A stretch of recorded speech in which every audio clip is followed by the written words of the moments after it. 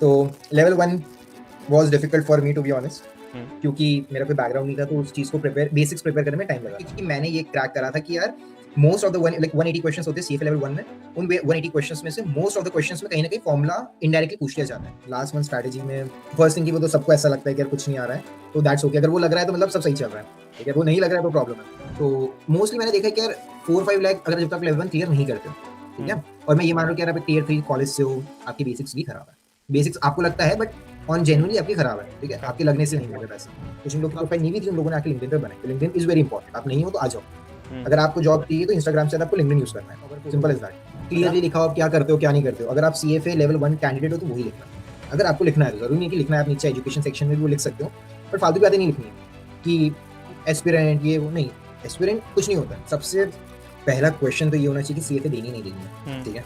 ये तो क्लियर होना चाहिए। मतलब बस अगर मेरे 4 दोस्त दे रहे तो मैं भी दे दूं तो मत दो। इसी चीज का इम्पैक्ट भी जो अपन को डेटा में दिखता है। यूजुअली हम डेटा देखते हैं कि लेवल 2 के बाद एक 15-20 लाख का ब्रैकेट बनता है, लेवल 1 का 8 to 10 लाख का बनता है, लेवल 3 का अबाउट 20-25 बनता है। वो इसलिए बनता है क्योंकि जो लोगों ने पहले करा था उन लोगों के वर्क एक्स काफी था, 4-5-10 साल का। इतना डिफरेंस है, सीए से भी कम का पासिंग रेट है। तो बनी बात है कि उन बच्चों की जॉब लगती है डायरेक्ट, वो 200 के जॉब देखते हो ना, 1.5-2 करोड़ की सैलरी इसलिए लगती है क्योंकि वो एक्स्ट्राऑर्डिनरी होते हैं।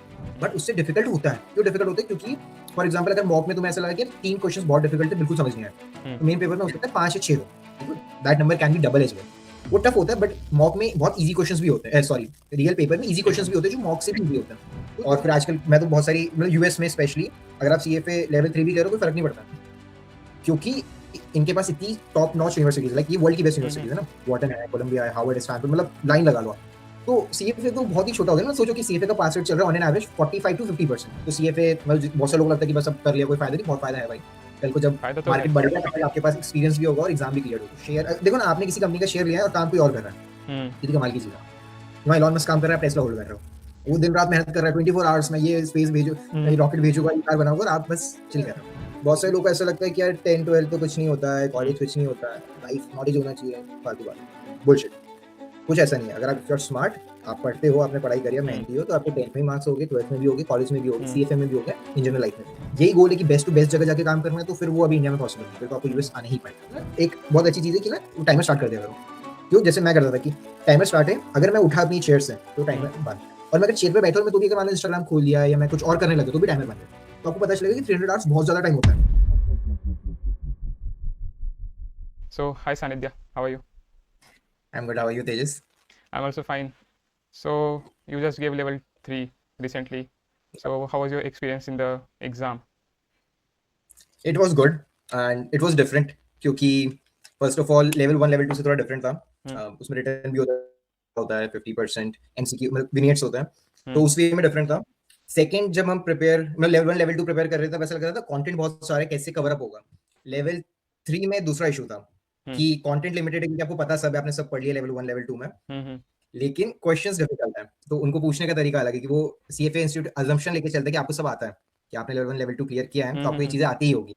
तो उस टाइम पे वो बेसिक्स में नहीं लगने वाले, तो that was a different experience, और थोड़ा सा मेरा पेपर टफ भी आया था। तो Oh, it was but tough, but या of it was course tough, you will crack it easily. I should. So, I would like to introduce to you to all our audience. So, he is Sanidhya and he has cleared level 1 and level 2 of CFA and has recently applied for CFA level 3. मैंने अभी आपको इसका experience पूछा क्योंकि आपको पता हो कि which level he is at, and as you know, as he told, he has just given level 3. And I also would like Sanidhya to tell you that what he has done, like his college and all, and where he's working now. He's working in Dubai currently. New York. Oh, sorry, New York currently. I forgot. So, Sanidhya, please introduce yourself. Yep. So, hello everyone. My name is Sanjay Joshi, and I did my bachelor's in engineering and computer science back in India. I'm from Indore, so I did my engineering over there.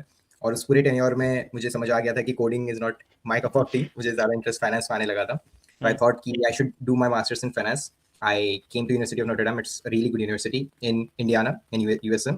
और उसी time पे मेरी university में CFA scholarships भी मिल रही थी, तो I thought कि यार this is a good opportunity, क्योंकि जो मैं मास्टर्स में पढ़ रहा था और जो सीएफए का कोर्स था वो बहुत ज़्यादा था। तो आई थॉट कि यार अगर तो CFA can be a very good opportunity. तो मैंने scholarship use करी, level 1 clear हुई. After that I got a job in New York, so I shifted to New York. Then I gave my level 2 clear हुई, and I've just given my paper of level 3 on January 31st, so it's just been 2 weeks. और currently I work in private markets in New York. मतलब you work in private markets मतलब वहाँ पे बता सकते हो कि तुम private market, private wealth, yes. उसमें like what is your job role and what you do like day to day activity और एक्सेलेंट पीपीटी। मतलब तो यूजुअली मतलब my firm is a consulting firm. The name of the firm is Madison Consulting Group, and we get usually projects.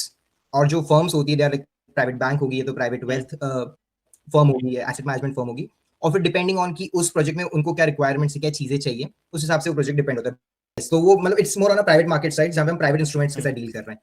Equity है, but वो private equity होगी। अच्छा, so are you enjoying your job? That's the most important thing. I do enjoy my job.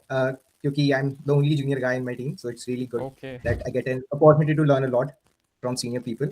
और New York office हमेशा एक exciting place होती है, क्योंकि वो हर मोस्टली फाइनेंशियल बैंक्स का हेडक्वार्टर्स रहता है, तो it's really good that I got that opportunity to learn from those people, so it's been a lovely experience. Yeah, I also would like to tell everyone that Sanidhya also has a YouTube channel on. He also gives much content on CFA and tells how to prepare and gives many types of resources, links, and everything that you need for CFA level 1 and 2. So check out his channel. I would have given his link and also I will add him in the like co-channel partner, मतलब वो होता है ना YouTube पे, तो मैं डाल दूंगा, तो वहाँ से वो सब्सक्राइब कर सकते हो तुम्हारे चैनल को। So I would Thank you so much. want to ask you like CFA level 1 तुमने कैसे prepare किया? Like you told me that you didn't take coaching. So how was Yeah. your preparation strategy and how did you prepare for level 1 and how tough it went doing this everything? Like you were not in job in CFA level 1, you were in college. So how did you manage the college and CFA level 1? Yes. So सबसे पहले तो I took around 3 months for my level 1.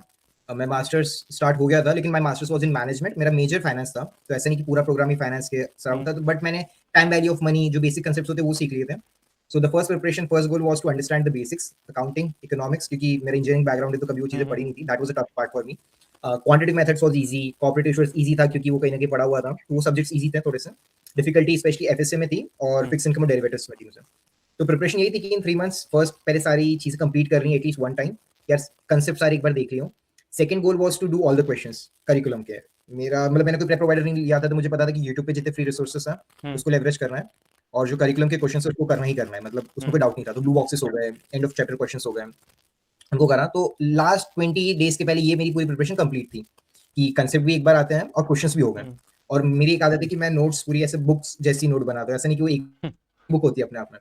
तो last 15 days में यही गोल था कि यार उनको बार बार पढ़ना है, फॉर्मुलाज याद रखना है, क्योंकि मैंने ये क्रैक करा था कि यार मोस्ट ऑफ द 180 क्वेश्चंस होते हैं सीएफए लेवल 1 में, उन 180 क्वेश्चंस में से मोस्ट ऑफ द क्वेश्चंस में कहीं ना कहीं फॉर्मुला इनडायरेक्टली पूछ लिया जाता है। हाँ. अगर आपको ये भी पता है कि यार अब मैक्यूलेट ड्यूरेशन आ गया, तो आपको फॉर्मुला पता है तो आप उसको रिजॉल्व कर लोगे, वो थ्योरी भी फॉर्मुले के बेस पे ही बनती है। तो मुझे ये पता था कि अगर मैंने फॉर्मुलेस क्रैक कर लिए तो देयर इज हाई चांसेस कि मैं एग्जाम क्लियर कर लूंगा।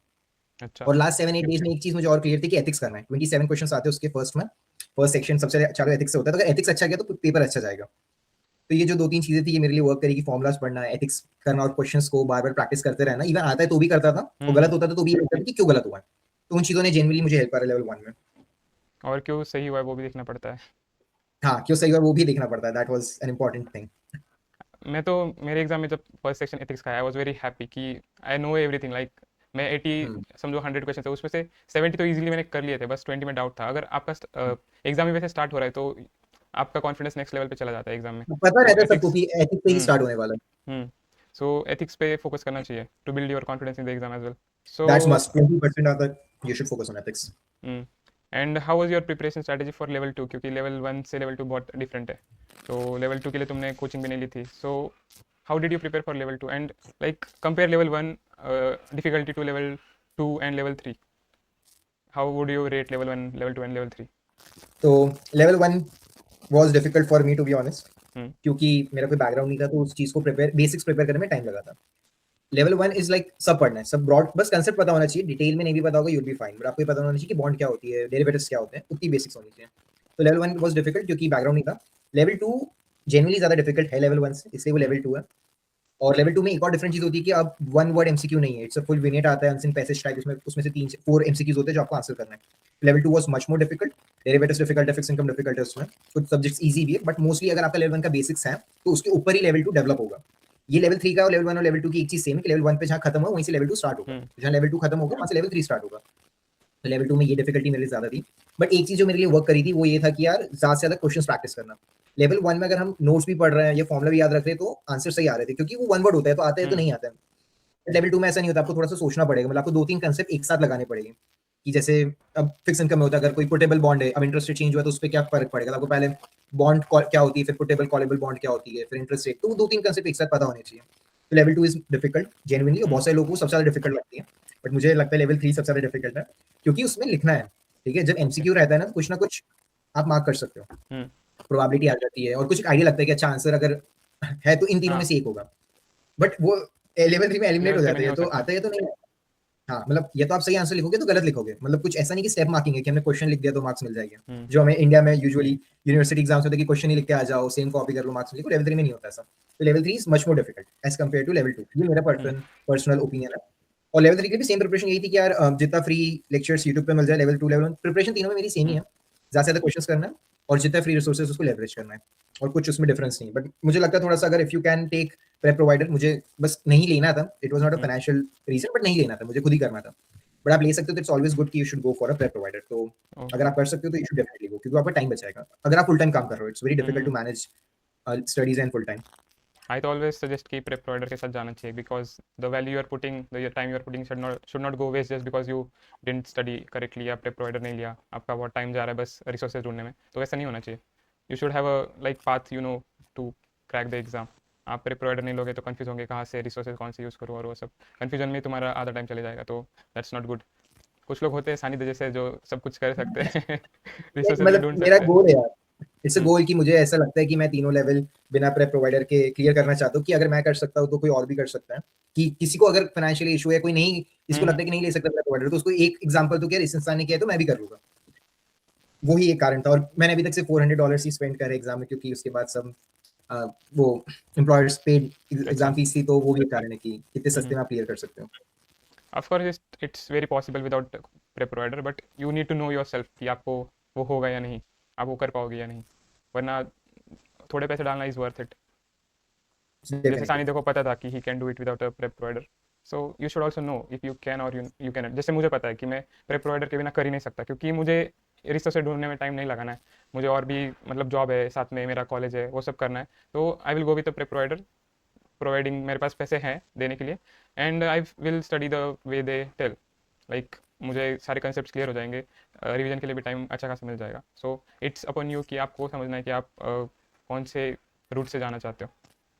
सो I want to ask you कि तुमने यूट्यूब कैसे स्टार्ट किया, मतलब तुमने लेवल 1 के बाद ही स्टार्ट किया था यूट्यूब, या लेवल 2 के बाद? हाँ, इट वाज स्टार्ट लेवल 1 के बाद ही हुआ था। मैं कॉलेज हम्म, में था उस टाइम पे, तो आई रिमेंबर जब मेरी क्लियर हुई थी तो मेरे पास कुछ रिसोर्सेज थे, जो मैं हम्म, नाम नहीं दूंगा कि क्या-क्या थे, वायलेशन हो जाएगा। बट एक ही कुछ चीज़ें थी जो मुझे सबको देनी थी, तो मैंने एक लिंक्डइन पे पोस्ट डाली थी कि यार आई हैव दिस रिसोर्सेज, अगर किसी को चाहिए हम्म, तो मुझे ईमेल करो या कमेंट करो ईमेल में। बहुत सारे लोगों ने करा, तो मुझे लगा यार जेनुइनली ये चीज़ की नीड है, कि हम्म, मतलब लोगों को नहीं पता होता कि लेवल 1 के लिए क्या रिसोर्सेज यूज़ करने हैं, और अगर पता भी हैं तो कैसे यूज़ करने हैं, क्या चीज़ें करनी है। तो उस पूरी जर्नी में मुझे ये चीज़ समझ में आई कि ये एक गैप है, हम्म, कि या तो लोगों ने लेवल 1 के लिए प्रेप प्रोवाइडर से लिए, या तो बिल्कुल कुछ नहीं पता, बीच में कुछ नहीं है, या तो आता है तो हम्म, नहीं आता है। तो फिर ये डिसाइड किया कि यार I should start making few videos. तो फिर पहले लेवल 1 का एक्सपीरियंस शेयर करा, फिर 1 साल का गैप हो गया आफ्टर स्टार्टिंग दोस मेकिंग दोस 4-5 वीडियोस, क्योंकि लेवल 2 आ गई थी, फुल टाइम हो गया था। तो थोड़ा सा डिफिकल्ट था, बट फिर वो धीरे-धीरे रूटीन में आता गया। तो लेवल 3 आते-आते वो चीज़ हो गई कि यार अब वीडियो भी बना रहे हैं, पढ़ाई भी कर रहे हैं और काम भी कर रहे हैं। अच्छा। So how is your YouTube going, like manage हो पा रहा है जॉब के साथ, या? हाँ, मतलब यार अगर एग्ज़ाम के जो लास्ट 2 मंथ्स होते, कि अभी जैसे मेरा दिसंबर में दिसंबर प्रिपरेशन मंथ था, दिसंबर जनवरी, तो उस टाइम पे मैंने वीडियोस लगभग कम ही कर दिए थे डालना। जनवरी में तो कुछ डाला ही नहीं था। तो ये तो है कि यार तीनों चीज़ें आप साथ में मैनेज कर सकते हो, बट आप जब एग्ज़ाम के क्लोज़ हो तब आपको एग्ज़ाम पे फोकस करना पड़ेगा, हम्म, क्योंकि गोल एग्ज़ाम क्लियर करना है।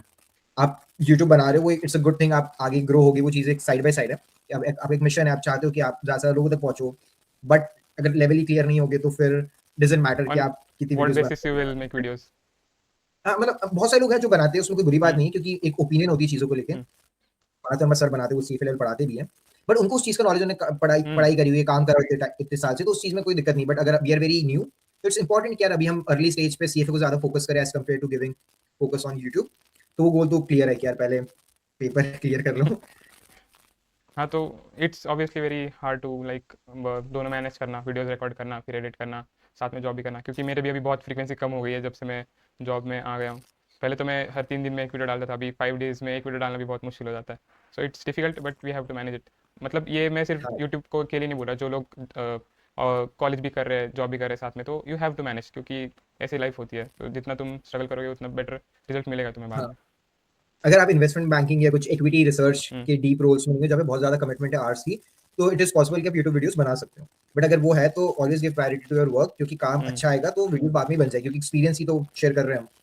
तो your first goal should be कि हम जो भी जॉब कर रहे हैं, नहीं कर रहे तो इंटर्नशिप ले, और इंटर्नशिप है तो फुल टाइम ले, कि पहले काम करो। और संडे सैटरडे मिलता ही सबको छुट्टी होती है, उस दिन सब बना सकते हो। इंडिया में नहीं होती। हाँ मतलब सैटरडे तो मिलती है, एक दिन तो मिलता है। हाँ, एक दिन तो मिलता है, तो उस दिन तो और ये बना सकते और देखो ना, गोल तो यही होना चाहिए कि ज्यादा से ज्यादा सैलरी मिले। अगर इफ यू स्टार्ट मेकिंग 30 हैं। लाख 20 लाख 40 लाख, तो आप एक एडिटर को पैसे दे सकते हो, यू जस्ट नीड टू हाँ, शूट। यू तो जस्ट वही नीड टू चीज़ है कि शूट। यार पहले अपनी सैलरी बढ़ाने पे ध्यान दो, अगर वो चीज़ बढ़ जाएगी तो फिर बाकी सब तो ईज़ी हो ही जाएगा। हाँ, तो you can do it secondary, मतलब यूट्यूब तुम बस वीडियो बनाओ और बाकी सब किसी और को दे सकते हो। If you have money. If you have money, good salary. तो सैलरी गुड से याद सैलरी। आया, like I want your view on what package students can expect after level 1 2 and 3, as you have already cleared them and you are working. देखो यार मैं एक चीज़ बता दूँ, फर्स्ट ऑफ ऑल मैंने इंडिया में काम किया नहीं है, तो हम्म। मुझे जो भी ओपिनियन है मेरी, वो मेरे फ्रेंड्स जितना कमाते हैं, ये जो मुझे हम्म। ऑनलाइन पता है उसी पे है। फर्स्ट ऑफ ऑल डिस्क्लेमर है, यूजुअली जितना मैंने मतलब मेरी बहुत सारी लेवल 1 कैंडिडेट्स और जिनकी क्लियर हुई उनसे बात होती है, क्योंकि इट्स व्हाट्सएप ग्रुप जहाँ पे सब हैं। तो मोस्टली मैंने देखा है कि यार 4-5 लाख अगर जब तक लेवल 1 क्लियर नहीं करते हो, ठीक हम्म। है? और मैं ये मान रहा हूँ कि यार आप एक टियर 3 कॉलेज से हो, आपकी बेसिक्स भी खराब है। बेसिक्स आपको लगता है बट ऑन हम्म। जेन्युइनली आपकी खराब है, ठीक है? खराब। आपके लगने से नहीं मिल रहा पैसा। तो आप कुछ भी बेसिक रोल करोगे उसमें 4-5 लाख है। अगर जेन्युइनली लेवल 1 क्लियर हो गई है, तो मोस्टली इक्विटी रिसर्च रोल्स होते हैं, बैंकिंग रोल्स हो गए, फाइनेंशियल एनालिस्ट, कॉर्पोरेट फाइनेंस, बहुत सारे ऐसे रोल्स हैं, लगभग सब में काम एक ही जैसा हो रहा होता है। हम्म। तो उसमें you can expect around 7 to 8 lakh rupees. और इनिशियली इतना ही मिलता है। अगर आप बॉम्बे ऑफिस में हो तो, अगर कोई और हम्म। ऑफिस है तो मे बी वो सैलरी कम होगी थोड़ी सी। बॉम्बे ऑफिस में ज्यादा पैसे मिलते हैं, बॉम्बे महंगा भी रहना, तो वो चीज को हम्म। भी आपको ध्यान में रखना है। तो बेसिक है लेवल 1 क्लियर करने के बाद, और उसमें ये भी शर्त है कि आपको बेसिक्स एक्सेल आता है, बेसिक रिपोर्ट राइटिंग आती है, you can write email, you can communicate with people, आपको फाइनेंशियल स्टेटमेंट्स पढ़ने देखने में दिक्कत नहीं है, नंबर्स के साथ आप फाइन है, ये बेसिक्स आपके होने चाहिए। हम्म। ठीक है, मतलब थोड़ी सी एक्सपेक्टेशन आपने लेवल 1 क्लियर करी है, थोड़ा सा मतलब एग्जाम क्लियर करना बहुत से लोग कर लेते हैं, बट स्किल्स है नहीं है। फिर उसके बाद देखो it's all just skill game. Level 2 से कोई बहुत फर्क नहीं पड़ने वाला, लेवल 3 से बहुत फर्क नहीं पड़ने वाला, टू बी हम्म। ऑनेस्ट। अगर आपने लेवल 1 क्लियर करा, आपको बहुत जेन्युइनली बहुत ज्यादा आता है, तो ठीक है। मतलब I know there are lot of people जिन्हें अच्छे कॉलेज से एमबीए या बीबी किया होता है और वो जेबी मॉर्गन गोल्डमैन सैक्स में काम करते हैं, उनके बिल्कुल सीएफए नहीं होता है, बट वो इतना ज्यादा कमाते थे, सीएफए वाले भी नहीं कमा रहे। तो CFA is just a amplifier. I always say कि यार ये आपको हेल्प करेगा, क्रेडिबिलिटी बनाएगा। हम्म। वैसे सबसे अच्छा एग्जांपल जो मुझे लगता था, जो सीए में थे, Rakesh Jhunjhunwala, he was a CA. उनको गोल ये था कि सीए इसलिए करने की, अगर कभी कल को कुछ काम नहीं मिला, स्टॉक मार्केट में पैसे नहीं बने, तो मैं सीए तो हुई। Same for CFA. Hmm. Don't think इससे जॉब मिल जाएगी, कुछ कमाल हो जाएगा। आज जब किसी से बात करोगे, आपके नाम के पीछे सीएफए का टैग होगा, तो लोग बोलेंगे यार इसको आता है। तो सैलरी उस चीज से बढ़ने वाली कि आपकी स्किल्स क्या है, आपको आता क्या है, आप लोगों के साथ कैसे हो, आपने नेटवर्किंग कितनी करी है। तो ये एक्सपेक्टेशंस मैं इसलिए सेट नहीं कर रहा हूँ कि यार इतनी होगी तो इतने मिल ही जाएगी, क्योंकि फिर वो वही बोल रहा था कि यार अगर लेवल 2 करी तो 15 लाख मिल जाएगी। मिलते हैं हम्म। लोगों को, बट उनको लेवल 2 पे नहीं मिलते, उनको चीजें आती है और लेवल 2 भी हो गया होता है। ये वैसा एग्जांपल है। और तो लेवल 2 भी there's no- इसलिए होता है कि उनको वो चीज़ें आती है, मतलब आती है। मोस्टली वो उस उसमें काम कर रहे होते हैं ऑलरेडी।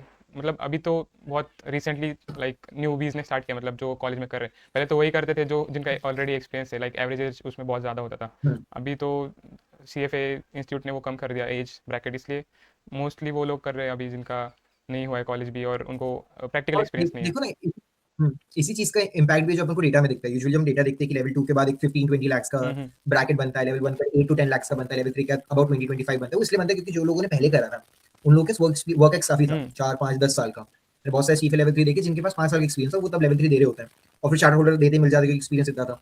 तो उनके लिए वो चीजें सेंस बना रही थी, क्योंकि वो 30, 28, 29 उस एज तक पहुंच जाते थे। हम्म। बट अब बहुत नए लाइक 21 होता है और लिखा होता है इंस्टाग्राम पे कि यार सीएफए लेवल 1 एस्पिरेंट, ये वो बाकी सब। बुरी चीज नहीं, अच्छी बात है you are giving, but salary expectation नहीं हो सकती आपकी। हाँ, जस्ट बेस्ड ऑन सीएफए आपकी सैलरी एक्सपेक्टेशन नहीं हो सकती। जो भी आपको एवरेजेस बता रहे हैं वो एक्सपीरियंस लोगों के बता रहे हैं, सो यू शुड नो कि हम हमारे पास एक्सपीरियंस नहीं है, so we should always expect lower than that.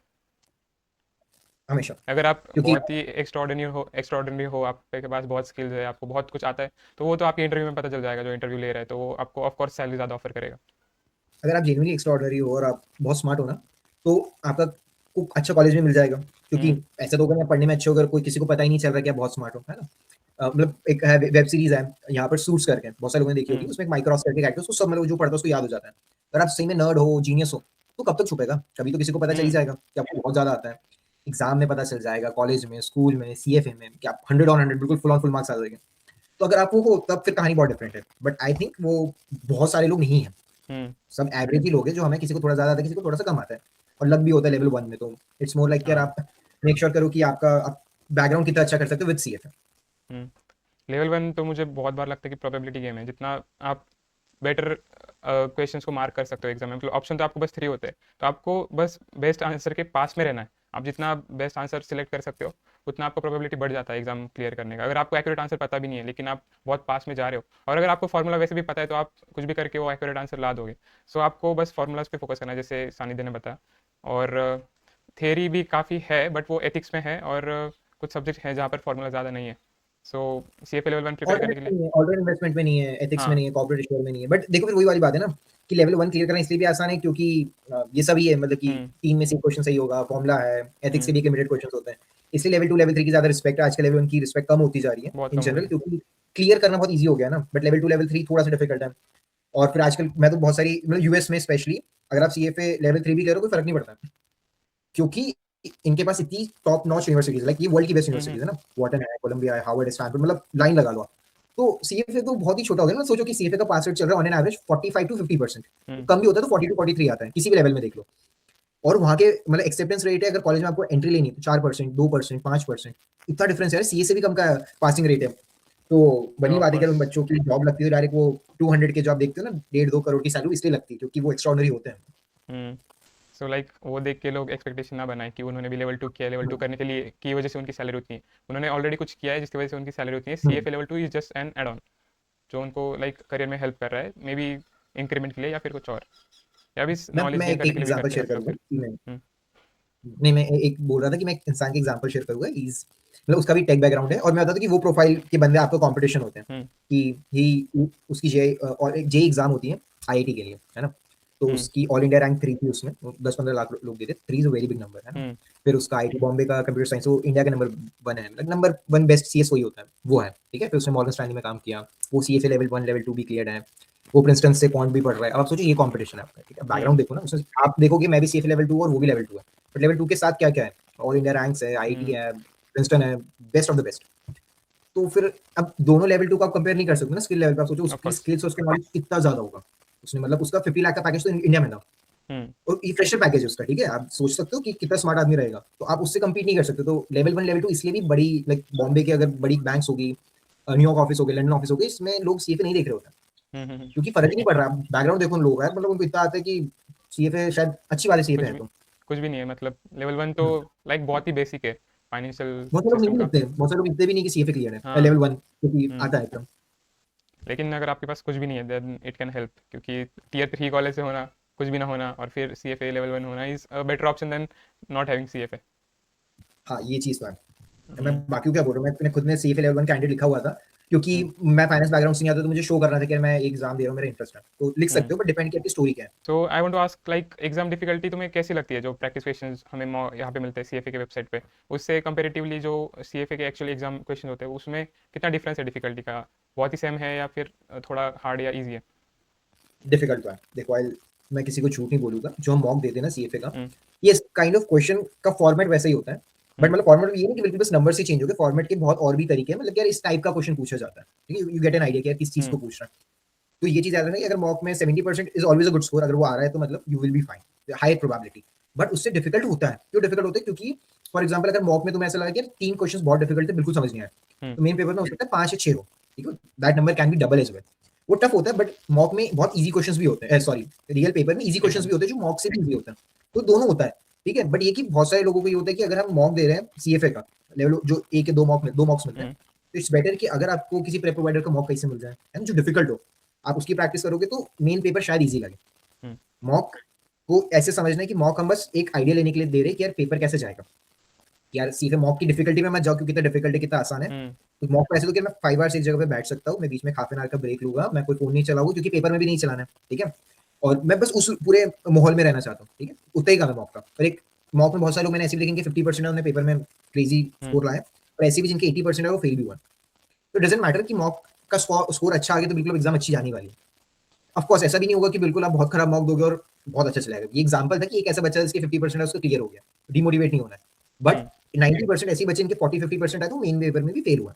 तो मॉक एक आइडिया दे देता है, बट डिफिकल्टी अगर देखी जाए तो थोड़ी सी तो ज्यादा होती है। मैं तो मोस्टली कहता हूँ कि मुझे मेरा जो एक्सपीरियंस है लेवल 1 का, mock is for setting up your exam schedule, मतलब आप एग्ज़ाम में कैसे आपका टाइम स्पेंड करोगे, आपको एग्ज़ाम में कैसा फील होगा, वो सेट करने के लिए। आप मॉक स्कोर से प्रेडिक्ट तो बिल्कुल नहीं कर सकते कि आप पास होंगे या फेल, लेकिन मुझे जो लेवल 1 का लगा कि थोड़े ईजी थे। अभी तुम्हारा बेटर एक्सपीरियंस है, तुमने लेवल 2 और लेवल 3 दिया, so you have more experience. So I think अभी हम जो बोल रहे थे उसमें से यही निकलता है कि you should not see your mock score for predicting the score. Based on that you should better make your exam experience smooth, मतलब आप मॉक्स दे देकर आपको एग्जाम में जो एंग्जाइटी होगी वो कम कर दो। हाँ, ये I agree with that point कि वो चीज़ है। मॉक इज गुड, दो थोड़ा सा हम्म, बिना मॉक दिए मत जाना। आई नो एक ऐसा इंसान जिसने मॉक नहीं दी थी लेवल 2 की, और लेवल 2 क्लियर किया था। तो mock is just for your own, like own, कि आपकी खुद की फीलिंग आ जाए कि यार ये सर हाँ पेपर अच्छा जाना हम्म, चाहिए, आई एम फीलिंग कॉन्फिडेंट। क्योंकि बहुत से लोग लेवल 1 के एग्जाम में एंग्जाइटी की वजह से फेल हो जाते हैं। उनका मॉक्स में स्कोर अच्छा आ रहा होता है लेकिन एग्जाम में परफॉर्म नहीं कर पाते क्योंकि टाइम प्रेशर होता है। वहाँ पे आपका क्वेश्चन एक कोई गलत हो गया, आपको आंसर नहीं मिला है तो और स्ट्रेस ले लेते हैं, तो बाकी का भी गलत कर देते हैं। मेरे साथ तीनों लेवल में ये चीज़ हुई है। मुझे तीनों लेवल के 3 क्वेश्चंस हैं जो मुझे याद है, मैं क्वेश्चंस नहीं बता सकता। बट लेवल 1 में एक ऐसा क्वेश्चन आया था जो बिल्कुल मतलब कम से कम मैंने 4-5 बार प्रैक्टिस करा हुआ था, ठीक है? सब आता था, और मेन पेपर वाले दिन कुछ एक चीज़ नहीं याद आई और वो गलत मार्क हुआ। वो याद रह गई कि वो गलत मार्क हुआ, तो बाद में क्रॉस चेक करा, गलत हो गया। लेवल 2 में हुआ, बहुत सिंपल, बहुत बेसिक मैथ का कोई क्वेश्चन था, और इतना बेसिक था कि बिल्कुल सब पता था, बट वो बेसिक भी क्लियर नहीं, खराब हो गया। मुझे पता था क्या आंसर होगा, तब भी गलत हो गया। हम्म, फिर लेवल 3 है, उसमें तो एक ऐसा फॉर्मूला जिसको इतनी बार प्रैक्टिस कर लिया था कि उसका कब कहाँ स्क्वायर लगाना है, कब क्या आएगा। पेपर आया, और पेपर में जहाँ स्क्वायर लगाना था वहां मैं ब्लैंक हूँ, मुझे याद नहीं आ रहा कि यहाँ स्क्वायर लगाना नहीं लगाना है, लगाना था तो मैं नहीं लगा के आया, वो गलत होगा मुझे पता है। तो मतलब बहुत कभी कभी बहुत चीजें प्रिपेयर होती है, तभी कुछ क्वेश्चन होते हैं ऐसे कि यार आप हम्म, मैं सब कर देते हो, क्योंकि वो एग्जाम एनवायरमेंट ऐसा है, क्योंकि उस टाइम आपके पास में बुक नहीं है, लैपटॉप नहीं, कुछ नहीं है। अब आता है तो नहीं आता है। तो मैंने बहुत से लोग ऐसे थे जो मॉक दे रहे होते हैं ना, पास में कॉपी खुली है, फोन खुला है, चेक कर लिया, अरे उस टाइम पे नहीं आएगा यार भाई उस टाइम हाँ, दिक्कत हो जाएगी। वो तो बिल्कुल नहीं करना चाहिए मॉक्स देते वक्त। नो रिसोर्सेज, बिल्कुल भी कुछ नहीं, बस तुम्हारा ब्रेन और एग्जाम क्वेश्चन पेपर, इतने होना चाहिए। So I want to ask you, like तुम्हारा करियर ऑब्जेक्टिव क्या है, मतलब तुम अभी जॉब कर रहे हो तो तुम्हारा 5 इयर्स का गोल या 10 इयर्स का गोल आगे का क्या है, और तुम सीएफए कैसे हेल्प करेगा तुम्हें उस जर्नी में? एक बार एक जो बहुत लॉन्ग टर्म गोल है यार, hmm, I want to be a fund manager, है ना? फंड मैनेजर इन वे कि यार मैं अपना फंड बनाऊं, खुद का फंड मैनेज करूं, मेरा फंड दूसरों का, क्लाइंट्स का पैसा मैं वो मैनेज करूं, but this is a long term goal. ये जैसे हम्म, वॉरेन बफेट है, राकेश झुनझुनवाला, उस like becoming an investor in hmm, future, ये गोल है। अब सीएफए कैसे हेल्प करेगा, तो सीएफए ही सबसे ज्यादा हेल्प करता है सोल के लिए, कि आपको पैसा मैनेज करना है, तो इसलिए भी सीएफए हेल्पफुल है। मैं सीए नहीं कर सकता हूँ क्योंकि मैंने इंजीनियरिंग करी, फिर मास्टर्स करा, तब सेंस नहीं बनाती वो कोर्स करने का।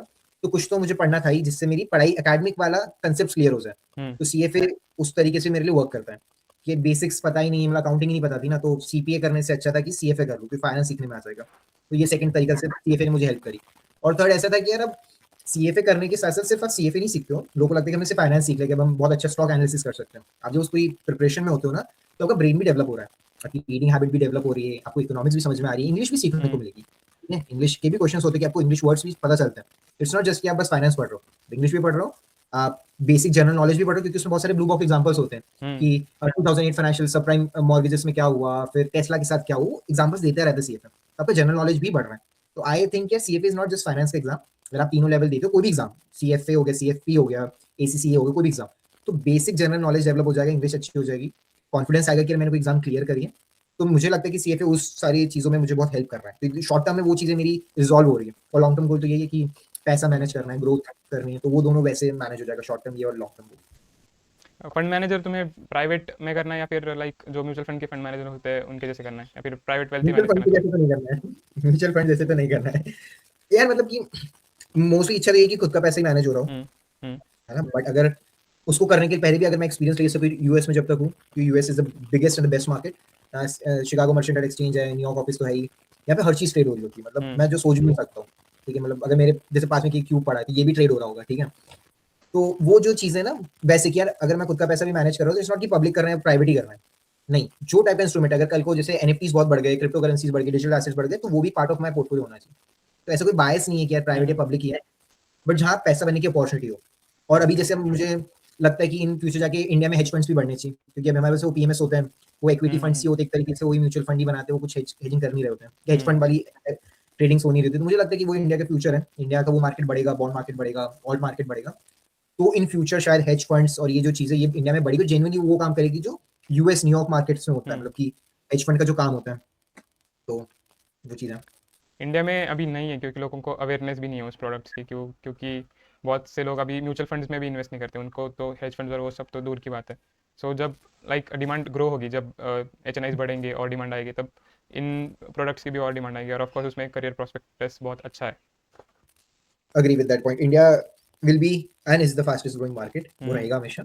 धीरे धीरे एजुकेशन बढ़ रही है, अब लोग फाइनेंस के बारे में लोग सीएफए अगर मस्ती में भी देते हैं ना कि अगर रेज्यूमे पे दिखने में अच्छा लगेगा तो भी उनको पढ़ने को तो मिलेगा, ठीक है, डजंट मैटर कि उनका एंड गोल क्या है, बट आपको कुछ तो पढ़ना पड़ेगा ही। और जितनी एजुकेशन हमारी जनरेशन में आएगी उतनी ज्यादा आफ्टर 4-5 ईयर से हमारे पास कुछ पैसा होगा तो हम लोग इन्वेस्ट करेंगे। आजकल सबको इन्वेस्ट करना एक कूल लगता है, बट इट्स गुड ना, कोई बुरी बात नहीं, कूल हो, बुरा लगे, अच्छा लगे, कैसा भी लगे, आप इन्वेस्ट कर रहे हो eight the end of the day, तो इंडियन मार्केट ही बढ़ने वाला है। तो सीएफए मतलब बहुत से लोगों को लगता है कि बस अब कर लिया कोई फायदा नहीं, बहुत फायदा है भाई। कल को जब फायदा तो है। मार्केट बढ़ेगा तब तक आपके पास एक्सपीरियंस भी होगा और एग्जाम भी क्लियर होगी। मैं तो लाइक जिनको फाइनेंस में कुछ करना भी नहीं है वो भी सीएफए दे दे, मैं तो सजेस्ट कर रहा हूँ, क्योंकि जितना like ground level knowledge build होता है उससे तुम एटलीस्ट खुद का फाइनेंसेस तो लाइक देख सकते हो। मतलब आपको बेसिक प्रोडक्ट्स की आइडिया तो आ जाएगी कि इक्विटी क्या होता है, डेट क्या होता है, फिक्स इनकम क्या होता है, अल्ट क्या होता है, आपको वो आइडिया तो आ जाएगा। मतलब कभी आप किसी एडवाइजर के पास भी जाओगे तो भी वो आपको कुछ भी पिच करेगा तो आपको पता होगा कि ये क्या बता रहा है और हमें हमारे लिए वो सूट करता भी है या नहीं। तो सीएफए लाइक लेवल 1 किसी को भी हेल्प कर सकता है अगर फाइनेंस में नहीं भी काम करना है तो भी। That's a good so point. तुम इन्वेस्टिंग की बात चली तो तुम अभी कहाँ पे इन्वेस्ट करते हो, स्टॉक्स या म्यूचुअल फंड्स या फिर कोई और product, gold silver? Gold silver के लिए हमारे घर वाले हैं। इंडियन फैमिलीज का favourite asset class is gold and real gold. Estate. Gold and real estate, like इससे मतलब ऑफ कोर्स फैमिलीज उसमें इन्वेस्ट करती है तो मुझे लगता है कि that is the best way. बहुत सारे लोगों को लगता है कि हमें गोल्ड ईटीएफ्स है, गोल्ड बुलियन है, अच्छी बात है, थोड़ा सा होना चाहिए आपके पोर्टफोलियो में, बट अगर आपकी फैमिली में बहुत ज्यादा गोल्ड परचेज किया जा रहा है और if you are little smart, अगर आप उस पर इन फ्यूचर अगर लोन ले सकते हो टू स्टार्ट अ बिजनेस या कोई दिक्कत आ जाए तो gold as asset class of cash जैसे यूज कर सकते हो, तो व्हाई नॉट। तो फिर आपका सेंस ही मतलब बहुत से लोग लगता है कि गोल्ड में इन्वेस्ट कर देंगे तो बहुत रिटर्न मिलेगा, ईटीएफ ले लेते हैं।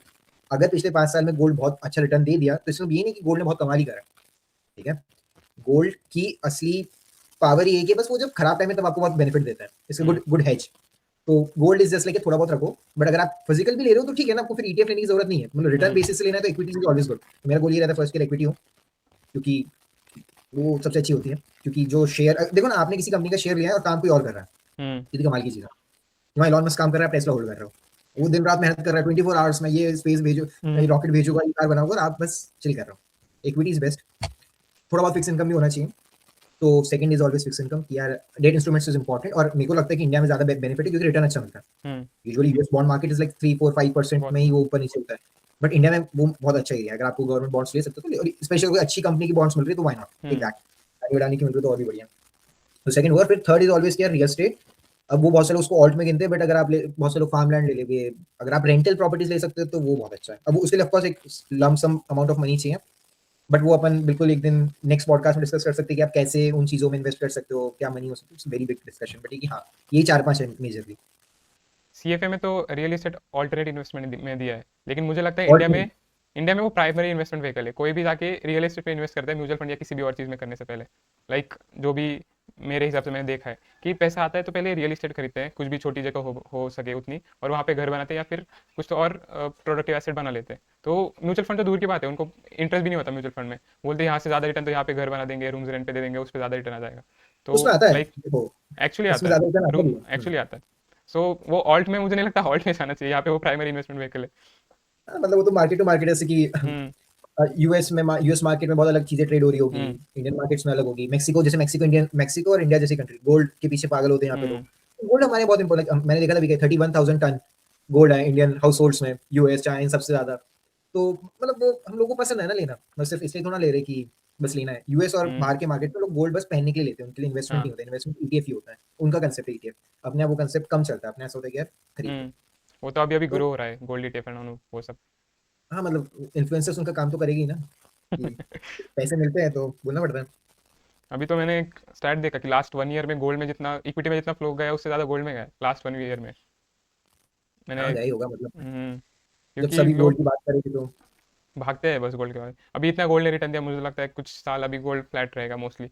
मैं प्रेडिक्ट नहीं कर रहा, मुझे कुछ पता नहीं, बट आई थिंक कि जैसे गोल्ड बिहेव करता है, सो शायद नेक्स्ट 5 ईयर्स मुझे लगता है बुरे होंगे गोल्ड के लिए, और इक्विटी मुझे तो लगता है कि नेक्स्ट 5 ईयर सबसे अच्छे हो गया सब, मेरा नेक्स्ट फाइव ओपिनियन ईयर्स है। ओके। क्यों? क्योंकि मुझे ऐसा लगता है कि अभी ना बहुत ज्यादा जियोपॉलिटिकल टेंशन है because of the current American president. क्योंकि जब भी वॉर्स ज्यादा होगी, अपने पास एक इंडिया पाकिस्तान है ही, चाइना भी है, इंडिया के पास एक बांग्लादेश में, अपनी तो सारी सराउंडिंग नेबर्स में प्रॉब्लम्स चल रही है, ठीक है।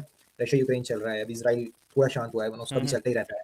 यूएस से अभी बोल रहा था ग्रीनलैंड ले लूंगा, एक टाइम पे बोल रहा था कनाडा को अपने अंदर ले लूंगा। तो जितनी वॉर्स होगी उतनी ज्यादा रिस्क होगी, उतनी ज्यादा हम्म, अनसर्टेनिटी होगी, जितनी अनसर्टेनिटी होगी तब तक गोल्ड अच्छा करेगा। तो इसलिए मुझे ऐसा लगता है कि जब तक नेक्स्ट 4-5 ईयर्स में रिस्क मार्केट में बहुत ज्यादा है, तब तक हम्म। वो ऐसा हो सकता है कि गोल्ड अच्छा रिटर्न दे दे, क्योंकि लोग डर के कारण ही गोल्ड लेते रहे, और डिमांड सब गोल्ड वैसे भी डिमांड सप्लाई पे ही चलता है, तो उससे उसके रेट बढ़े रहे। गोल्ड का तो रेट डिमांड सप्लाई पे ही है, जैसे इक्विटी का तो उसकी अर्निंग और उस सब पे होता है। Gold is just demand and supply, जो खरीदो खरीदो बढ़ेगा। वैसे इक्विटी में अगर कोई कंपनी परफॉर्म नहीं की तो फिर there is no point in purchasing, अगर रेट ज़्यादा हाँ भी हो तो। मतलब नहीं, मतलब बहुत से लोग लेते हैं जब कंपनी अच्छा नहीं भी करती, क्योंकि एक होता है ना कि मोमेंटम। फिर तो बढ़ेगी। ये मोमेंटम ट्रेड, हाँ ट्रेड कर मोमेंटम लो आप उसको। वो तो ट्रेडर्स का है, फिर वैल्यू इन्वेस्टर्स उसमें कभी नहीं जाएंगे। नहीं तो वैल्यू इन्वेस्टर जाते हैं ना, राकेश झुनझुनवाला गए थे टाइटन में, जब टाइटन भयंकर डेट में था, बट उनको बिलीव था कि टाटा की कंपनी है तो अच्छा करेगी। हम्म। तो फिर वो वैसा क्या, वो आपकी बिलीफ पे भी रहता है, if you think the company is good, governance अच्छी है, लोग अच्छे हैं, प्रोडक्ट वो अच्छा है। टैक्टिकल बेट्स होता है वो फिर। हम्म।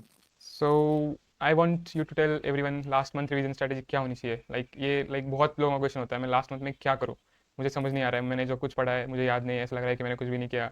And what's your take on this, क्या बोलोगे इन लोगों के, क्या तो आइडिया? लास्ट मंथ स्ट्रैटेजी में फर्स्ट थिंग की, वो तो सबको ऐसा लगता है कि यार कुछ नहीं आ रहा है, तो दैट्स ओके। अगर वो लग रहा है तो मतलब सब सही चल रहा है, ठीक है। वो नहीं लग रहा है तो प्रॉब्लम है।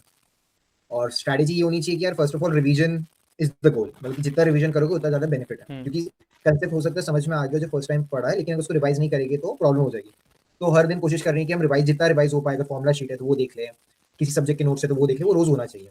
सेकंड, कोई भी लेवल 1 2 3 एथिक्स करना ही है लास्ट 30 डेज में, मतलब करना है, मतलब लाइक 20 क्वेश्चन, 30 क्वेश्चन, 10 15, जितना आपके जो भी टाइम हम्म, फ्रेम में बैठता है। अगर आप फुल टाइम सीएफए कर रहे हो तो 50 करो रोज की, कोई प्रॉब्लम नहीं है। But if you are working profession में भी 20 25 30 ट्राई टू डू एथिक्स रोज करना है, क्योंकि वो डू और डाई डिसाइड करता है पास हो गया नहीं हो गया। एक एथिक्स हो गया, सेकंड रिवीजन हो गया, और थर्ड ये कि क्वेश्चन सब ज्यादा करने हैं। लास्ट मंथ के पहले पढ़ाई ज्यादा करते हैं, कंसेप्ट पढ़ रहे हम्म, हैं, देख रहे हैं, समझ क्या नहीं आया, क्यों नहीं आया। अगर क्वेश्चन भी कर रहे हैं तो उसको पूरे डिटेल में जा रही है, बट लास्ट मंथ से क्वेश्चन सब, कुछ और नहीं करना है, कुछ नया ज्यादा नहीं सीखना है। कुछ अगर किसी कंसेप्ट में डर है तो उसके क्वेश्चन करते जाओ। फिक्स इनकम समझ नहीं आया, क्वेश्चन उठाओ, करते जाओ, कम से कम तुम्हें क्वेश्चन तो याद रहेगा कि इस क्वेश्चन का आंसर क्या होता है। हम्म, ये मतलब ऐसे खराब एडवाइस है, क्योंकि कंसेप्ट आना चाहिए, नॉलेज आना चाहिए, बट अगर लेवल क्लियर ही करना है तो पहले लेवल क्लियर कर लो ना। नॉलेज अगर जेन्युइनली लेना होगा आपको तो आप ले लोगे, बट अगर लास्ट मंथ है तो मेक श्योर कि do as many questions as you can, क्योंकि कभी कभी एग्जाम में ऐसे क्वेश्चंस आते हैं जो हमने प्रैक्टिस में करे होते हैं, तो फिर हमें लगता है कि हाँ this is the right answer, hmm, क्योंकि उस टाइम क्वेश्चन प्रैक्टिस करी थी। नोट्स पढ़ने से वो चीज नहीं होती, मतलब आप कंसेप्ट पढ़ते हो तो आपको याद नहीं रहेगा कि यही सही आंसर है। तो क्वेश्चंस करने हैं, एथिक्स करना है अलग से, फॉर्मुलाज करने हैं, और ऐसे लोगों से दूर रहना है जो नेगेटिविटी देते हैं, जो लास्ट है बिल्कुल दूर। जो लोग खराब बातें बोले, जिनको लेवल 1 आपको मतलब डिमोटिवेट करें, लोगों से दूर रहना। हम्म, लास्ट मंथ मतलब डिल्यूजन में रहना है कि यार मेरी लेवल 1 क्लियर होने वाली है, लेवल 2 लेवल 3 जो भी हम्म। है क्लियर होने वाली है, बिल्कुल ईजी है सब कुछ, है ना। ये 3 4 स्टेप्स ही हैं लास्ट मंथ के लिए। मैं तो यही सजेस्ट करता हूँ कि practice as many questions as you can in last month, that is the best thing you can do. Like अगर तुम्हारा हो गया सिलेबस रिवीजन भी थोड़ा फार हो गया अच्छे से, मतलब एक बार तो एटलीस्ट पूरा सिलेबस हो गया, तो लास्ट मंथ में प्रैक्टिस करो सिर्फ क्वेश्चन, क्योंकि एग्जाम में आपको कोई पूछने नहीं वाला कि थियरी में क्या है, आपको सॉल्व करना पड़ेगा वहाँ पे क्वेश्चन, जो आपको लास्ट मंथ में प्रैक्टिस कर करके एग्जाम के लिए आप बेटर कर पाओगे एग्जाम में। क्योंकि तुम नोट्स पढ़ोगे तो एग्जाम में तुम्हें कोई पूछने वाला कि नोट्स में क्या आया था, तुम्हें वो सिचुएशन देंगे, तुम्हें वो 3 ऑप्शन देंगे, उसमें तुम्हें सिलेक्ट करना है, तो तुम उस चीज़ की जितना प्रैक्टिस करोगे उतना तुम एग्जाम में बेटर करोगे। मुझे लगता है कोई लोग 3 मंथ में भी एग्जाम क्लियर कर लेते हैं, वो क्वेश्चंस पे ज़्यादा फोकस करते होंगे मेरे हिसाब से, क्योंकि मे बी उनका पहले से कंसेप्ट क्लियर है, उनका कुछ बैकग्राउंड है इस चीज़ में। तो as many question you practice the better it's the better prospect of your clearing the exam gets. तो मेरा तो ये टेक होता है। और जो वो लोग बोलते हैं कि मैं भूल गया हूँ वो सब, वो आपको लग रहा है, जब आपके सामने क्वेश्चन आएगा आपको खुद समझ आएगा कि यहाँ पे करना क्या है। मोस्टली मेरा तो ऐसा ही व्यू है, क्योंकि मैं अगर कोई कंसेप्ट देख रहा हूँ, पढ़ रहा हूँ, मुझे लगता है मुझे आते नहीं है, लेकिन उस पर कोई क्वेश्चन आ गया मैं सॉल्व कर देता हूँ। लाइक ऐसा मोस्टली होता है, मेरा एक्सपीरियंस जो है उसके हिसाब से। सो यही था लाइक जो लास्ट मंथ रिवीजन स्ट्रेटेजी मांगते हैं। सो और तुमने एज तुमने बताया कि पेपर प्रोवाइडर नहीं लिया था, तो what were the best resources you used for your preparation, मतलब द मोस्ट बेस्ट, मतलब ऐसे तो बहुत सारे मिल जाएंगे आपको, हाँ, लेकिन द मोस्ट बेस्ट मैं लाइक पूछना चाहता हूँ, अगर कोई नहीं ले रहा है यूट्यूब। पेपर प्रोवाइडर तो उनको हेल्प हो।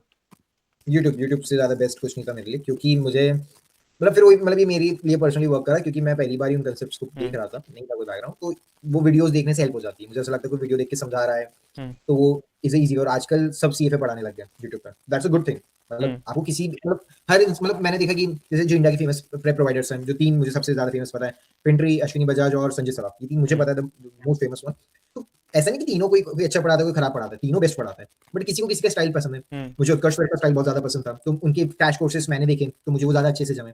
किसी को संजय सराफ सर बहुत पसंद होता है, और कुछ टॉपिक्स में वो जेन्युइनली उनका पढ़ाने का स्टाइल मुझे बहुत अच्छा लगा, तो मैंने कुछ वीडियोस उनकी देख ली। तो मुझे लगता है यूट्यूब पे बहुत बेनिफिट है। आप देखो, अगर आपने 50,000 दे दिया अगर किसी प्रेप प्रोवाइडर को, तो आपको उसी का ही पढ़ने के अपने पैसे दिए।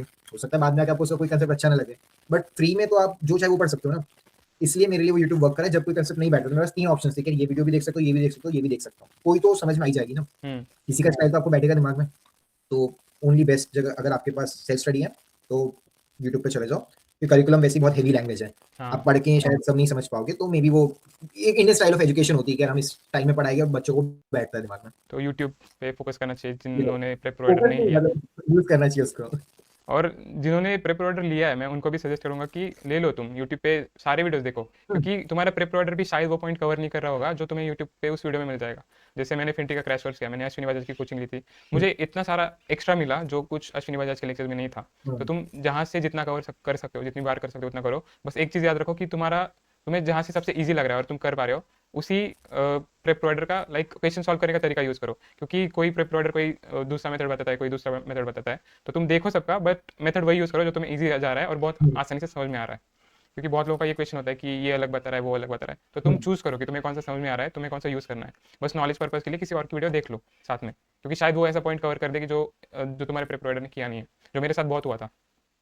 और सही बात है ना, अगर आपको प्रेप प्रोवाइडर लेना है तो उसके पहले ही आपको यूट्यूब पे जाना चाहिए। आप सबकी वीडियोस देख लो, जिसका तरीका अच्छा लगे उसको पैसे दे दो ना। अगर पैसे खर्च करने ही है तो एटलीस्ट एक बार देख तो लो कोई पढ़ाता कैसा है। हाँ, क्योंकि मोस्टली जब आपको यूट्यूब पे डालते तो अपनी बेस्ट वीडियोस ही डालेगा ना, खराब वीडियोस तो डालेगा नहीं। तो आपको एक आइडिया तो लगे कि इसका बेस्ट क्या है, कि इसका बेस्ट तरीका पढ़ाने का इस इंसान का। आपको आइडिया लग जाएगा, फिर आपको सही लगे तो उसको पैसे दे दो, या जो भी आपको सही लगे।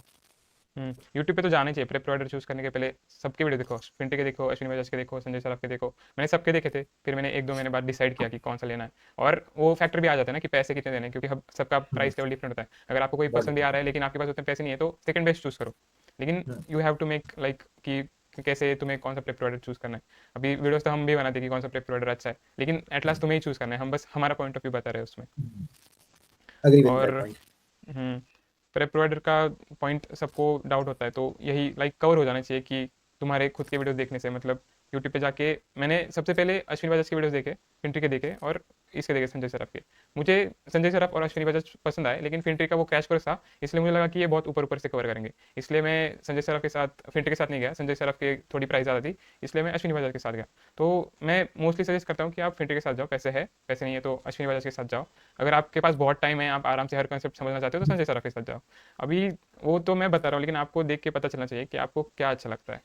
लाइक हम रिपीट करें, लेकिन ये आपके लिए लाइक बहुत इंपॉर्टेंट है कि आप प्रेप प्रोवाइडर चूज़ करें तो लाइक पैसे दे रहे हो आप, वो वर्थ होना चाहिए। सो CFA से थोड़ा पहले जाते हैं, मतलब तुम्हारे करियर में, लाइक तुम्हारे कॉलेज के ग्रेड्स और 10th और 12th के ग्रेड्स कैसे थे, तो उसके बारे में भी हमें जानना है।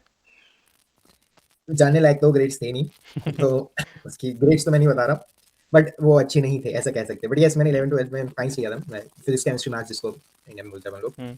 तो मेरे सब्जेक्ट्स थे। 11th बहुत खराब थी, 12th ओके ओके थी। और मतलब ओके ओके मतलब सही में ओके ओके, मतलब मेरी डेफिनेशन में ओके ओके नहीं, जिसको सब ओके ओके बोलते हैं इंडिया में, ठीक है।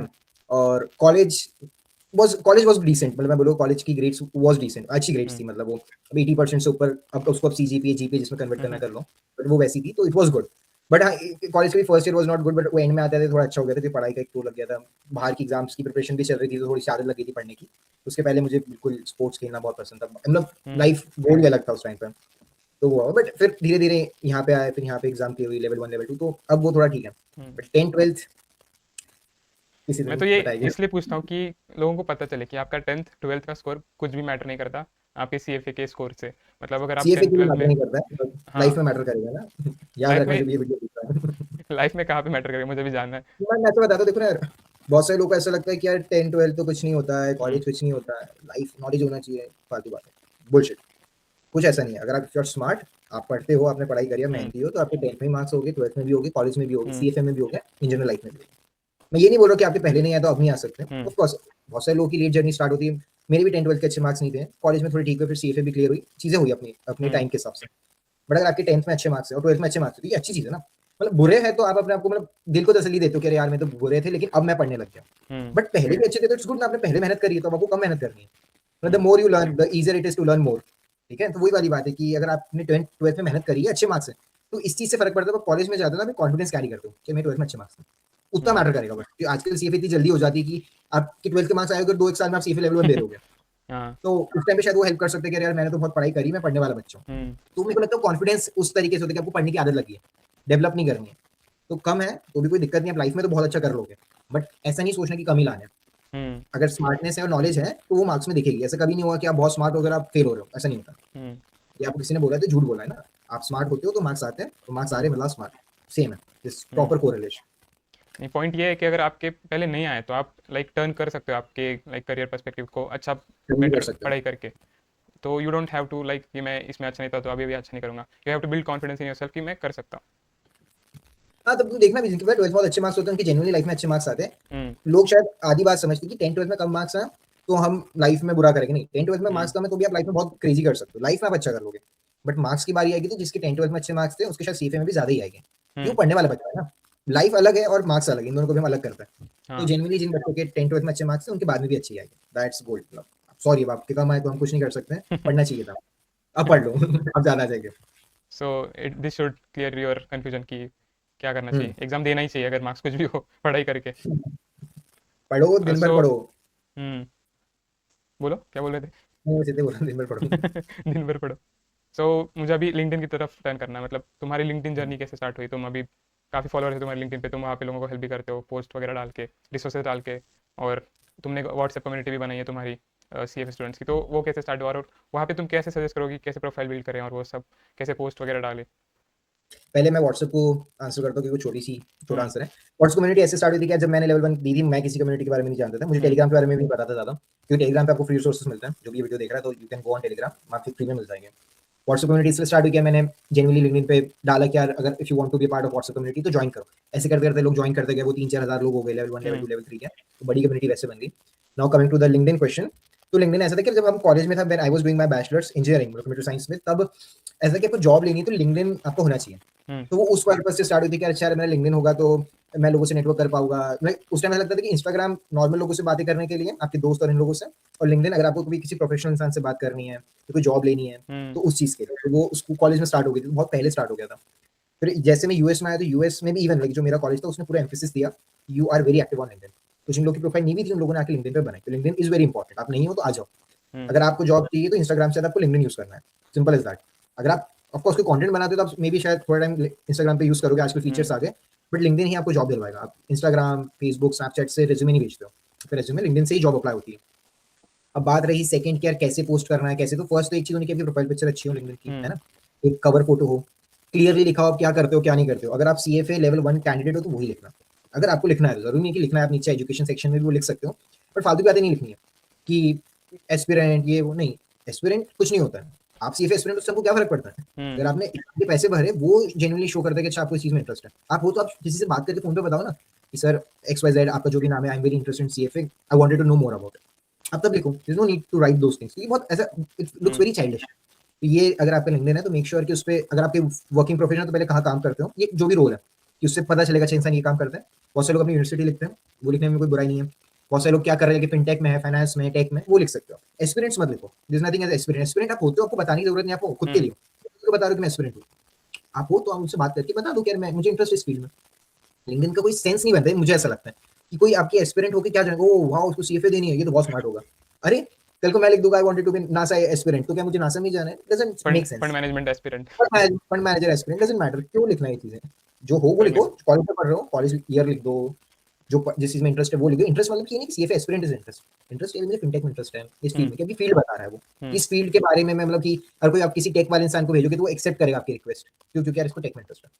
फिर मेक श्योर कि जो अबाउट वाला सेक्शन होता है उसमें थोड़ा सा आपके बारे में बताओ, क्योंकि वो उतना ही पड़ेगा इंसान कि 3-4 महीने के ये कर रहा हूँ। एजुकेशन में मेक श्योर कि आपकी अगर स्कूल कॉलेज की जेन्युइनली अगर प्रोफाइल है लिंक्डइन पे तो वो वाली टैग हो। बहुत सारे लोग की ब्लैंक होती है और वो अपनी एजुकेशन लिखते हैं, तो वो लिखो। सर्टिफिकेट्स लगाओ, रिकमेंड, मतलब मेक श्योर जितने फीचर्स है ना लिंक्डइन के सारे आप यूज कर रहे हो। और सबसे लास्ट फीचर होता है कनेक्शन भेजो लोगों को, but with a note. Hi my name is XYZ, I want to connect with you, क्योंकि मुझे आपकी प्रोफाइल अच्छी लगी, ये मैं आपसे सीखना चाहता हूँ, ये मैं सिर्फ जस्ट कनेक्ट करना चाहता हूँ, इस जर्नी में एक दूसरे के साथ सीखने को मिलेगा, मतलब कुछ देश should be a genuine message. और फिर जॉब लेनी है तो लिंक्डइन है, भेजो दमादम मैसेज, ये रोल है आपकी कंपनी में, क्या कोई वैकेंसी है, मैं आपसे कनेक्ट करना चाहता हूँ, जानना चाहता हूँ। वैसे लिंक्डइन ऑप्टिमाइज किया जाता है, इसलिए मेरे जितने भी फॉलोअर बने वो इसलिए बने, क्योंकि जेन्युइनली एक्टिव रहोगे तो बन जाएंगे। कनेक्शन भेजोगे, कनेक्शन आएगा। और पोस्ट लिखते हो तो आजकल एक हैक है जो बहुत चल रहा है, फोटो डाल के लिख दो, तो पोस्ट पे बहुत लाइक्स और कमेंट आ जाते हैं कि आप अपनी फोटो लगा दो और ऊपर लिख दो, तो बहुत सारे लोग आपकी कहानी पढ़ेंगे तो लाइक भी कर देंगे, ये एक हैक है। लेकिन मैंने ये देखा है कि फोटो भी मैटर करता है, किस चीज़ का फोटो डाल रहे हो। हाँ, हम मतलब थंबनेल डालते हैं, उसमें कुछ व्यूज़ नहीं आते भाई मुझे तो। कोई नहीं देखता। थंबनेल कोई नहीं देखता है, मैं भी डालता हूँ लिंक्डइन पे थंबनेल और विद लिंक, वो 40-30 लाइक्स आ जाए तो बहुत है, बट बस। ये कि हाँ कुछ लिंक्डइन पे वही चीज चलती है, तो आपकी कोई जेन्युइन स्टोरी जो दूसरों हुँ, ने पढ़ा और उनको भी एक पर्सनल फीलिंग आई तो वो चलेगी। ये तो आपने कोई चीज शेयर करी है, या आपने कोई रिसोर्स शेयर करा है, या आपने कोई डॉक्यूमेंट शेयर करा है, या आपने कोई लिंक शेयर करी जिससे किसी और को बेनिफिट होगा, वो चीजें अगर आप करोगे तो ऑफ कोर्स आपकी लिंक्डइन पे इंप्रेशंस बहुत ज्यादा आएंगे, आप ज्यादा से ज्यादा लोगों तक पहुंचोगे। लिंक्डइन पे डालते रहा करो। क्यों? क्योंकि देखो सोशल मीडिया की अच्छी बात है कि अभी जैसे अपन दोनों वीडियो बना रहे हैं, क्या हुँ। पता वॉरेन बफेट की वीडियो देख ले, हु नोस, कितने स्मार्ट लोग थे दोनों, हु नोस, ठीक है, होपफुली इसलिए वॉरेन बफेट को हिंदी समझ में आ जाए। ओ यार हाँ, इंग्लिश वाली चीज समझ लें। और ऑडियो वो होता है ना, ऑडियो ऑप्शंस होते हैं आजकल, ऑटो हाँ, ऑटो।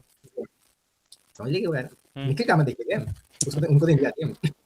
तो वही चीज़ है कि मेक श्योर कि आप लिंक्डइन पे चीज़ें डालो, क्योंकि कोई ना कोई आपको देख रहा होगा, रिक्रूटर देख लेगा, और अगर उसको आपका कंटेंट अच्छा लगेगा या जो भी आप जेन्युइनली चीज़ें हुँ, बताते हो, तो मे बी वो आपको रीच आउट करेगा, हमारी कंपनी में ये एप्लीकेशन ओपन है, प्लीज फिल दिस एप्लीकेशन, कि we would like to consider you, maybe आपको एक राउंड तो मिलेगा, एचआर राउंड भी मिल या जाएगा।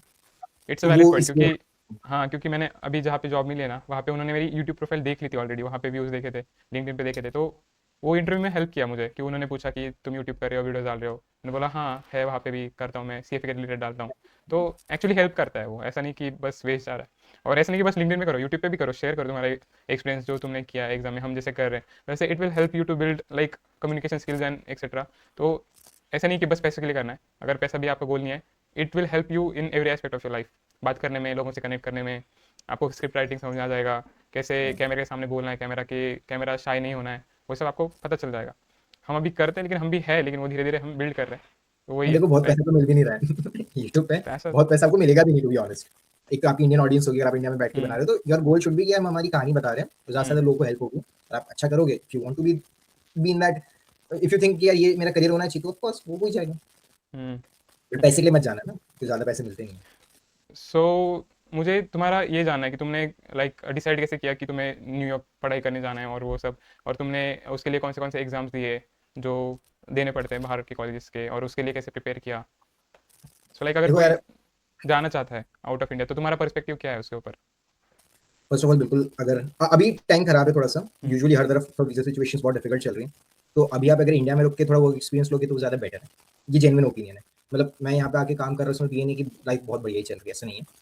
इट्स बेटर, क्योंकि वीजा इशूज बहुत सारे, तो आपको कल को नहीं पता कि आपको कंपनी निकाल देगी, तो आपको डेज छोड़ के जाना पड़ेगा। It's not just about living the job, hmm, ठीक है, 30-60 डेज रहते हैं, तो जॉब से निकाला तो you have to get a new job, नहीं मिली तो बता बाय बाय।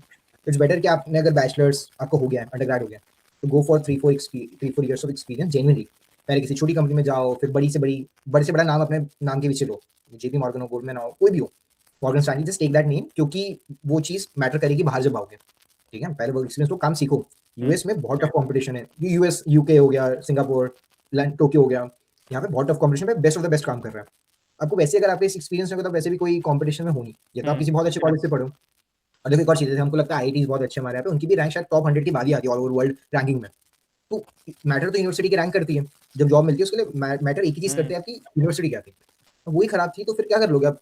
क्यों आना है? तो यूएस तभी आना जब थोड़ा एक्सपीरियंस हो, या तो कुछ बिल्कुल क्लियर हो कि यही पढ़ना है और ये पढ़ाई उस देश में अच्छी होगी, जो मेरे लिए था। मुझे था कि मुझे फाइनेंस पढ़ना है, तो इट्स बेटर कि मैं बाहर जाके पढ़ लूँ, क्योंकि वहाँ सबसे अच्छी पढ़ाई होगी, मुझे ज्यादा उस एनवायरमेंट में मिलेगा, यूएस से अच्छा फाइनेंस मार्केट कहीं पे नहीं है। हम्म, तो वो गोल वैसे वर्क कर रहा था, ठीक है। ये तो कोई क्लियर गोल हो कि इसलिए जाना है, इसलिए जाना है, उठे और चले गए। हम्म, मेक श्योर कि एक्सपीरियंस ले लो, फिर आओ। तो मेरे साथ भी गलती थी, मैं भी जेपी मॉर्गन में काम करता, वरना वो नहीं कर रहा हूँ। क्यों? क्योंकि एक्सपीरियंस नहीं, तो उन फर्म्स को आपको एक्सपीरियंस चाहिए, at least 3 to 4 years of experience, अगर आपको एनालिस्ट पोजीशन चाहिए यूएस के ऑफिसेस में, if you want to get hmm, uh investment banking analyst, तो या तो आपकी बैचलर्स यूएस से हो, या तो आपके पास 2-3 साल का इन्वेस्टमेंट बैंकिंग एक्सपीरियंस इंडिया में यूएस। रहा हो, अच्छा। अच्छे अच्छी बैंक में या किसी अच्छी कंपनी में इंडिया में, तो फिर आप यहाँ पे एनालिस्ट पे आओगे। हो हम्म, सकता है आप इंडिया में एसोसिएट बन जाते 3 साल के बाद, बट यूएस में आपके साथ वो नहीं होने वाला, यूएस आप एनालिस्ट ही ज्वाइन करने वाले। तो इसलिए भी इतना फर्क पड़ता है कि 3 साल का एक्सपीरियंस भी, सैलरी इतनी ज्यादा होती है कि फिर कुछ मैटर नहीं करता at the end of the day. Hmm, और एग्जाम्स कौन सी थी? तो मैंने 2 एग्जाम्स होती है, तो जीआरई होती है, तो जीमैट होती है। सैट होती है अगर आपको बैचलर्स के लिए आना है, मास्टर्स के लिए आना है तो जीआरई जीमैट होती है, मैंने जीआरई की थी। और एक आइट्स होती है जो देनी है, वो इंग्लिश के लिए होती है, हम्म, कि आइट्स में आपकी रीडिंग इंग्लिश रीडिंग देखेगी, इंग्लिश स्पीकिंग देखेगी, राइटिंग होगी, ये लिसनिंग होगी, 4 चीजें होती हम्म, है। मेक श्योर करते हैं आपकी बेसिक अंडरस्टैंडिंग ऑफ इंग्लिश हो। आई थिंक जापान में जाना होता है तो जापान जर्मनी में इनकी लैंग्वेजेस भी टेस्ट करते हैं लोग, या तो हाँ, जापानी जर्मनी आती है, बट यूएस और यूके के लिए स्पेशली आइट्स वर्क करती है। तो किसी को आना है तो ये 2 एग्जाम्स तो देनी ही देनी है। ओके, सो लाइक ये पर्सपेक्टिव था सबके लिए जो बाहर जाना चाहते हैं और पढ़ाई करना चाहते अभी बताओ। हैं। अभी मत जाओ, थोड़ा एक्सपीरियंस गेन करके जाओ बेटर प्रॉस्पेक्ट्स के लिए। बिल्कुल, क्योंकि अभी शायद इंडिया में भी सैलरीज धीरे-धीरे बढ़ने लगी, कुछ कंपनीज में अच्छी सैलरी मिलती है। तो मेक श्योर अगर आपको इंडिया में वो अपॉर्चुनिटी मिल पाए, मैं ये नहीं बोल रहा कि हर जगह पैसे बहुत मिल रहे हैं, बट अगर इंडिया में ले सकते हो तो फिर क्यों बाहर आना है? देखो यूएस में एक ही चीज़ अच्छी है ना, पैसे, और क्या अच्छा है? पैसे और कुछ तो नहीं। ऑफ कोर्स अपॉर्चुनिटीज़ है, 2 चीज़ें हैं, अपॉर्चुनिटीज़ एनवायरनमेंट भी और एक चीज़ है। लगता है आपको एनवायरनमेंट है, बट ऑफ कोर्स एनवायरनमेंट वैसा नहीं कि बिल्कुल बहुत क्रूएलिटी है आपको बिल्कुल, बट आप बैंकिंग में जाओगे तो 80 घंटे तो यहाँ पे भी काम करना है, ठीक है? सैटरडे को यहाँ पे भी काम करना है, अगर आप बैंकिंग में काम कर रहे हो तो बिल्कुल नीश बैंकिंग सैटरडे भी चाहते हैं, ऐसा नहीं हर सैटरडे पर जाएगी आपकी। तो ऑफ कोर्स वो थोड़ा-सा आपकी वैल्यू ज़्यादा करेगी, आपकी पर्सनल लाइफ की वैल्यू करेगी, बट डज़न्ट मैटर 80 आवर्स काम करते हो तो कुछ वैल्यू नहीं हो रहा होता, आप काम ही कर रहे होते हो। एक हफ्ते में 80 आवर्स बहुत होता है, 80 टू 100 आवर्स। तो वो तो सेम है किसी भी जगह पे काम करो। ऑफ कोर्स ये है कि थोड़ा-सा बहुत से लोग को ओपन माइंडेड लोग मिलते हैं, क्लीनर एयर होगी, क्वालिटी ऑफ लाइफ में, जब इंडिया में पैसे कमाओगे तो क्वालिटी ऑफ लाइफ आपको बिल्कुल मिल जाएगी। आप फैमिली वो से भी पास में हो, खाना अच्छा है, वो चीज़ें मतलब it's just a trade off जो आपको सही लगे। बट अगर ऑफ कोर्स यही गोल है कि बेस्ट टू बेस्ट जगह जाके काम करना है तो फिर वो अभी इंडिया में पॉसिबल नहीं, फिर तो आपको यूएस आना ही पड़ेगा। इंडिया में उसके लिए बहुत टाइम है अभी। हाँ, मेबी आपकी नेक्स्ट जनरेशन को वो मौका मिलेगा, शायद आपको तो नहीं वो भी मिलेगा। शायद उनके भी नेक्स्ट जनरेशन तक जा सकता है अगर हो ना इंडिया सर। की अभी जो चल रही है, मतलब प्रॉस्पेक्ट तो है बहुत अच्छा इंडिया का, लेकिन फिर भी ऐसे बहुत सारे रीजन है, जैसे करप्शन हो गया और लाइक बहुत सारे पॉइंट्स है जिसकी वजह से इंडिया लाइक अभी भी डेवलपिंग ही है। और क्या लाइक करेगा? बहुत कुछ डिस्कस कर लिया हमने इंटरव्यू में। तुम्हें क्या पॉइंट्स बताने हैं अभी एंड ऑफ द इंटरव्यू में कि सीएफए कैंडिडेट्स के लिए best things that you think you should do, कि ये करना ही चाहिए कोई भी कैंडिडेट हो, आप यू कैंट मिस दिस, अगर प्रेप प्रोवाइडर लिया भी है या नहीं भी लिया है? सबसे पहला क्वेश्चन तो ये होना चाहिए कि सीएफए देनी नहीं देनी है, ठीक है? ये तो क्लियर होना चाहिए, मतलब बस अगर मेरे 4 दोस्त दे रहे तो मैं भी दे दूँ तो मत दो। अगर क्लियर गोल है, क्योंकि इट्स अ कॉस्टली एग्जाम, बहुत पैसे जेब में तो भी मतलब डजंट मैटर, आपको पैसे वेस्ट ही करने हैं तो किसी और चीज़ में कर लो। सीएफए में मज़ा नहीं आने वाला अगर आपको पैसे वेस्ट करना है। फर्स्ट चीज़ कि यार why I am giving CFA, क्या बेनिफिट होगा? ठीक है, ऑफ कोर्स बेनिफिट होगा, ऐसा नहीं आपकी जॉब भी लगेगी, सैलरी हाइक भी होगा, वो सारी चीज़ें सच है, ऐसा नहीं वो सब झूठ है। सेकंड, अगर आप दे दिया है तो फिर मेक श्योर कि हम पढ़ाई करें, ठीक है? मतलब ऐसा नहीं कि हम लास्ट 2 महीने 1 महीने में क्लियर, मैं ये नहीं चाहता कि आपने जनवरी में भर दिए थे पैसे, नवंबर में आपका पेपर है और आप अक्टूबर सितंबर में ये वीडियो सर्च कर रहे हो यूट्यूब पे, गूगल पे, हाउ टू क्लियर सीएफए इन 1 और 2 मंथ्स, नहीं होगा, आप लेट हो गए भाई। जनवरी में भर दिए थे ना, तभी पढ़ने लग जाते हैं। तो this is the second important thing कि अगर टाइम है तो पढ़ो। डोंट वॉच दोस वीडियोस, वो वीडियोस इसलिए बनाते हैं, जैसे मेरी भी वीडियो है, तेजस की, किसी की भी वीडियो होगी, इसलिए कि यार अगर आप उस सिचुएशन में आ गए हो, लास्ट 1 मंथ बचा है, तो आप कैसे करना है? हम वीडियो में ये नहीं बोल रहे कि 1 महीने में ये करोगे सब हो जाएगा। इट्स जस्ट कि आपने पहले पढ़ाई कर रही होगी, अब ये लास्ट 1 मंथ की स्ट्रैटेजी, तो उस सिचुएशन में मतलब ये तो क्लियर होना ही चाहिए। जिस दिन भरा है 6 महीने लेके जाना, 6 to 9 months is the goal. 3 months 1 month कुछ नहीं होता, ये सब डिफिकल्ट, आप उस सिचुएशन में आ गए हो तो बच के कैसे निकलना है, बट गोल 6 टू 9 मंथ्स करना ही करना है। और फिर third, invest time in understanding the concept, कि लेवल 1 होगी तो लेवल 2 नहीं होगी, लेवल 2 होगी तो लेवल 3 नहीं होगी, कहीं ना कहीं तो अटक जाओगे, कंसेप्ट नहीं आएगा तो 3 लेवल आप एक साथ तुक्के में नहीं क्लियर कर पाओगे। थर्ड जो बोली कि अगर आप पढ़ने को अगर टाइम है तो उसको कंसेप्ट बिल्डिंग पे ध्यान दो, कि अगर ये कंसेप्ट नहीं आता तो उस पर दिन लगा दो, कोई फर्क नहीं पड़ता। क्यों? क्योंकि अगर अभी नहीं आएगा तो कभी नहीं आएगा। अगर इक्विटी नहीं समझ आई, बॉन्ड नहीं आई, ऑल्टरनेट इन्वेस्टमेंट नहीं आया तो नहीं आएगा। दिक्कत लग रही है तो उसको बार बार पढ़ो, किसी से बात करो, किसी दोस्त से समझ लो, वीडियोस देख लो, क्वेश्चंस कर लो, और सबसे बेस्ट तरीका होता है कि रियल स्टॉक मार्केट को खोल के देख लो। अगर इक्विटी है तो बॉन्ड मार्केट खोल के देख लो, तो चीजें समझ में आने लगेगी। तो जो थर्ड है वो भी यही कि कंसेप्ट सीखने पे ज्यादा फोकस होना चाहिए, बजाय एक बस पढ़ लिया आता है, मानना नहीं कि आता है। और लास्ट जो सीएफए से रिलेटेड है कि अगर लेवल 1 क्लियर होगी ना तो ओवर कॉन्फिडेंस नहीं होना चाहिए कि अरे बहुत आता है। बहुत मेरे आता साथ वाला मुझे लेवल 1 क्या लगता था, मुझे बहुत ज्यादा आता है, तो मैंने लेवल 2 दी, मुझे लगा कि यार शायद इतना भी नहीं आता है, मैंने लेवल 3 दी, फिर मेरे को लगता कुछ नहीं आता है।